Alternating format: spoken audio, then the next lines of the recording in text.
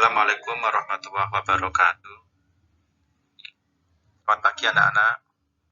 Bagaimana kabarnya? Baik-baik saja. Sebelum Bapak mengajar anak-anak, terlebih dahulu marilah kita awali dengan membaca umul kitab. Mudah-mudahan pembelajaran pada pagi hari ini bisa berjalan dengan baik. Al-Fatihah. Berdoa selesai.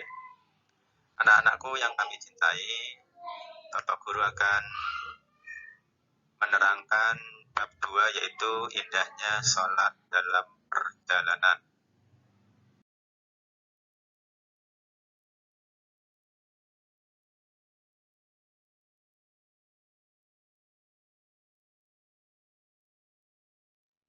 Di pelajaran fikih ini ada yang namanya kompetensi inti, di mana isinya menerima, menjalankan, dan menghargai ajaran agama yang dianut.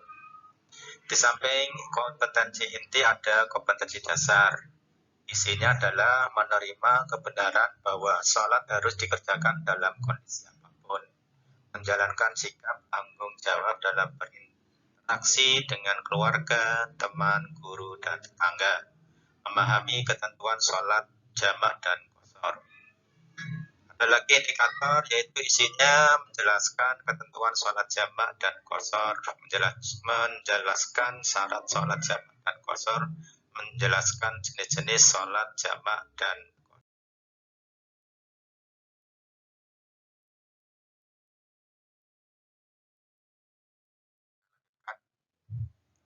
A. Ketentuan sholat jamak dan qashar.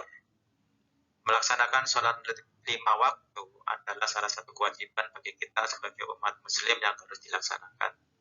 Namun kadangkala ada sesuatu hal yang menyebabkan kita terpaksa untuk tidak melaksanakan sholat tepat pada waktunya. Misalnya saat kita sedang dalam perjalanan yang sangat jauh dan tidak memungkinkan melakukan sholat pada waktunya. Jika kita dalam keadaan demikian, kita masih tetap bisa melaksanakan sholat fardu dengan cara dijamak dan diqashar. Apakah itu sholat jamak? Apakah itu sholat qashar?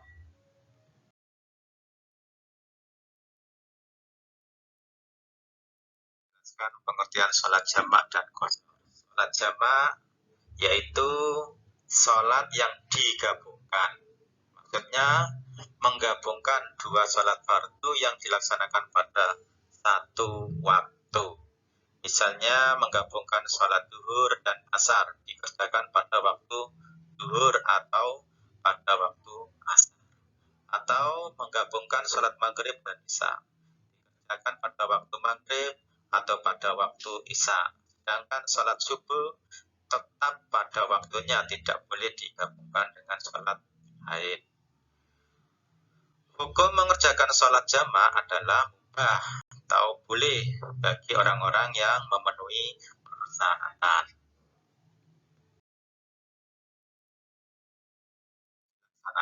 Karena salah satu dari dua alasan atau ada halangan, yaitu satu, dalam perjalanan jauh minimal 81 km menurut kesepakatan sebagian besar imam madhab, dan perjalanan tersebut tidak bertujuan untuk maksiat. Yang kedua, dalam keadaan sangat ketakutan, khawatir, misalnya terjadinya perang, mengalami sakit, hujan lebat, angin topan, dan bencana alam.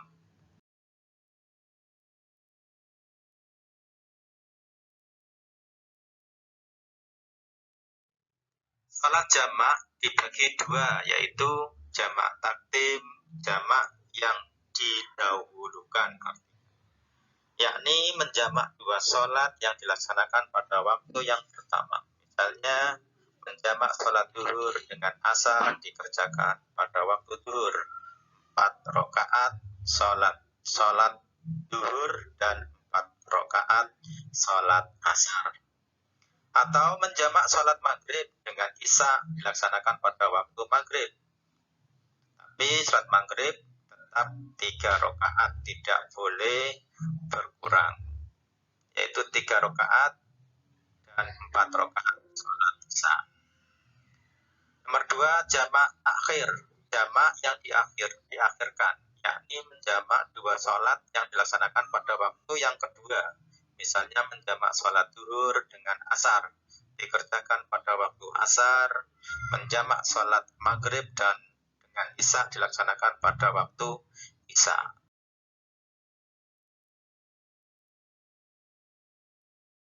Adapun saat melaksanakan jamak akhir, maka harus berniat menjamak di waktu sholat yang pertama. Tidak disyaratkan harus mendahulukan sholat pertama. Boleh mendahulukan sholat pertama, baru melakukan sholat kedua atau sebaliknya. Pelaksanaan sholat jamak takhir pada sholat yang kedua harus masih berada dalam perjalanan.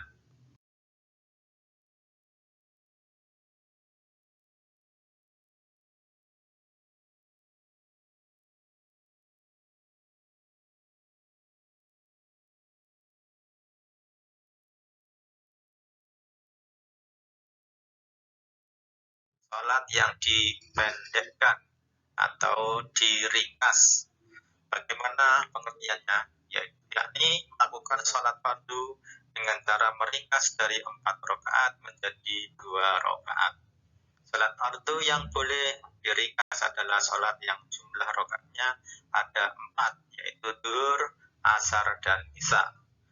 Hukum mengenai sholat qashar yaitu hukumnya mubah atau diperbolehkan jika syaratnya terpenuhi. Itulah siswa-siswi, yang pertama adalah tuliskan sebab-sebab diperbolehkannya menjamak sholat.